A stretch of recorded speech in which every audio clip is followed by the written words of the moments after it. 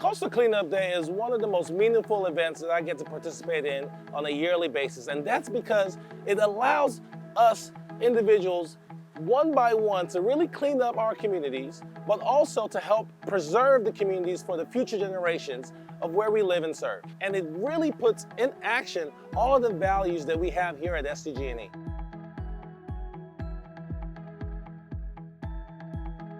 It's just such a cool opportunity to get everyone involved and to show my son what it means to be a contributing member to take care of the environment.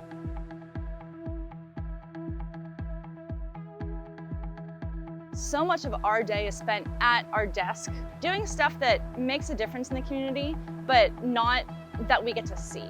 So an event like Coastal Cleanup Day is when everyone gets to get out of the office and work together out in the field and actually see the areas that we work so hard to protect. We're the utility company, we're a partner here in the community. Having the employees come out with family and friends to help clean it just brings us all together, knowing that we all live here together and that we all care about the place that we live.